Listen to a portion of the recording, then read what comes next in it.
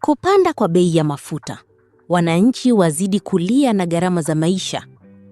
Bei ya mafuta nchini Tanzania imeendelea kupanda kwa kasi, hali inayozidi kuongeza ugumu wa maisha kwa wananchi wengi.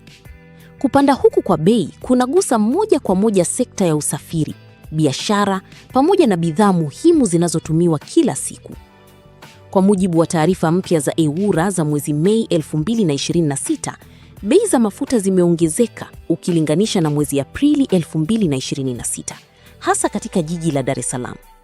Petroli imepanda kutoka shilingi 3,820 hadi shilingi 4,115 kwa lita, ikiwa ni ongezeko la shilingi 295. Dizeli nayo imeongezeka kutoka takriban shilingi 3,953 hadi shilingi 4,248 kwa lita, huku mafuta ya taa yakipanda kutoka shilingi 4,382 hadi shilingi 4,677 kwa lita.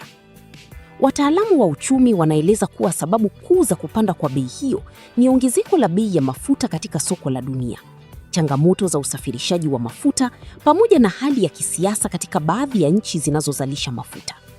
Hali hiyo imeendelea kuathiri uchumi wa wananchi wa kawaida ambao tayari wanakabiliwa na changamoto za gharama za maisha. Katika sekta ya usafiri, madereva wa mabasi, bodaboda na malori wameanza kulalamikia ongezeko hilo, wakidai linapunguza faida zao. Baadhi yao wameongeza nauli ili kufidia gharama za mafuta, jambo ambalo limeongeza mzigo kwa wananchi wanaotegemea usafiri wa umma kila siku. Wachambuzi wanaonya kuwa endapo hali itaendelea hivi, bei za bidhaa mbalimbali sokoni zinaweza kuongezeka zaidi kutokana na gharama kubwa za usafirishaji.